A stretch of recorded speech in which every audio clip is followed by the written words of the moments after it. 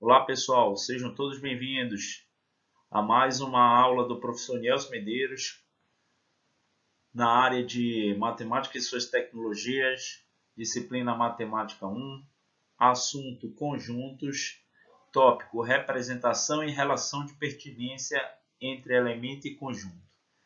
Bom, gente, vamos começar. A agenda de hoje, nós vamos trabalhar definição e representação de conjuntos e também relação de pertinência. Bom, esses outros tópicos que aparecem em vermelho aqui ao lado esquerdo, veja que a agenda está acesa aqui em verde e os demais tudo está em vermelho. Igualdade, inclusão, operações e produto cartesiano virão em outras aulas, tá bom? Eu deixo claro isso para vocês. Então, continuando. Definição e representação. O que temos? Na definição de conjuntos, diz o seguinte: a noção básica de conjunto não é definida. Isto é, ou seja, é aceita intuitivamente.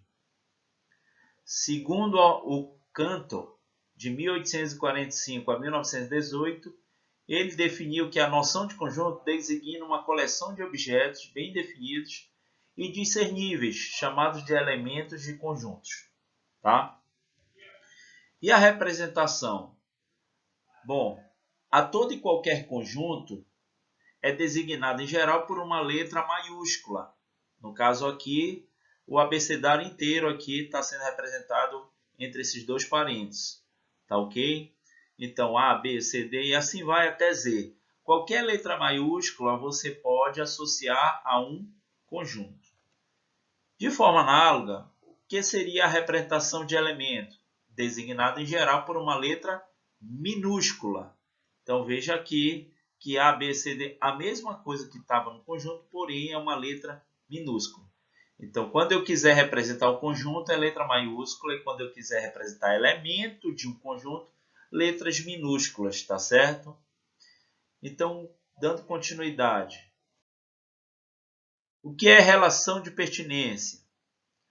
É a relação que é dada entre um elemento e um conjunto. Professor, sempre é dada entre um elemento e um conjunto? Sim, eu digo que sempre o aluno gosta do sempre, né? Então, nunca esqueça que a relação de pertinência ela é dada entre elemento e conjunto. Bom, e qual simbologia ou qual denotação eu uso na matemática para que eu faça essa relação? Então, esse Ezinho aqui, diferente, né, das nossas letras, ele é chamado de pertence ao conjunto, ou simplesmente pertence, tá certo? E este outro, que é um Ezinho cortado, ele é lido da seguinte forma: não pertence ao conjunto, ou simplesmente não pertence, tá certo? Vamos ver um exemplo aqui, como é que eu emprego isto aqui. Seja A o conjunto das cores da bandeira brasileira, no caso do Brasil, designadas por V de verde, A de amarelo, Z de azul e B de branco. Como é que eu represento esse conjunto com essas letras que representam as cores da bandeira do Brasil? Então veja lá, eu pego uma letra maiúscula, né, como já visto anteriormente, e coloco os elementos entre chaves. Eu digo que essa representação é entre chaves, tá ok? Então, e as letras são os elementos que representam cada uma cor da bandeira do Brasil, tá ok? Então, dessa forma eu digo que o conjunto ele está sendo representado pela letra A maiúscula. Paralelo a isso, os elementos estão sendo representados pelas letras minúsculas, tá certo? Que fique claro isso. Então, eu posso dizer que V, que representa a cor verde, pertence ao conjunto A. Olha lá, lembre da leitura aqui, pertence ao conjunto. Então, V, que é um elemento do conjunto A, eu posso dizer que ele pertence ao conjunto A.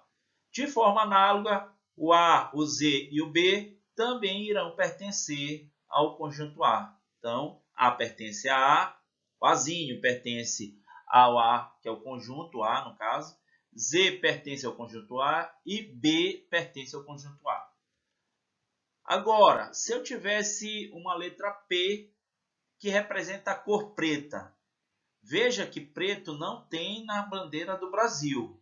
Dessa forma, eu posso simbolizar que P não pertence ao conjunto A, ou seja, esse elemento com essa cor não pertence ao conjunto A, que é, nesse caso aqui desse exemplo, o conjunto das cores da bandeira brasileira.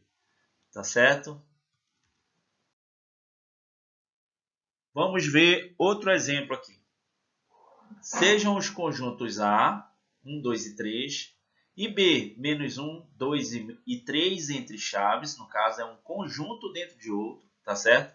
Use os símbolos pertence e não pertence para completar as sentenças abaixo. Bom, a leitura de cada sentença, sempre da esquerda para a direita, você considera que, já que a gente vai usar relação de pertinência, é que o da esquerda é o elemento e o da direita é um conjunto. Então, eu faço a leitura. O número 1, ou seja, o elemento 1, ele pertence ou não pertence ao conjunto A? Então, nesse caso, veja que a imagem dele está dentro do conjunto A, de maneira igual a esta. Então, nesse caso, eu digo que ele pertence ao conjunto A. De forma análoga, no item B, veja, o 2 pertence ou não pertence ao conjunto B? Veja que ele aparece aqui também. Nesse caso, 2 também pertence a B. O 3, por sua vez, pertence ao conjunto A? Veja que ele aparece aqui. Então, nesse caso, também irá pertencer a A. Agora, menos 1,2 pertence ou não pertence a B? Gente, não confunda. Veja que tem um espaço aqui da vírgula entre o menos 1 e o 2. Nesse caso, não é menos 1,2 o elemento de B aqui. É menos 1, depois é o 2. Nesse caso, esse numeral aqui, menos 1,2, não pertence ao conjunto B. De forma análoga, na letra E, também 2,3 não vai pertencer a A, uma vez que tem um espaço depois da vírgula até o 3. Tá? Então, não é 2,3, e sim é 2 e depois é 3. São dois elementos diferentes aqui.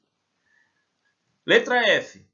Menos 1 pertence ao conjunto B? Sim. Veja que ele aparece aqui. Nesse caso, vai pertencer. O elemento 3 pertence ou não pertence a B? Não pertence. Veja que aqui ele está entre chaves, essa imagem do 3, e aqui ele está sozinho. Nesse caso, não pertence.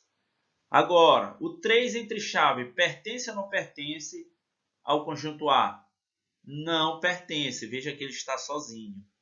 Agora, o 3 entre chave pertence ou não pertence ao conjunto B? Nesse caso, olha a imagem igualzinha. Então, ele vai pertencer.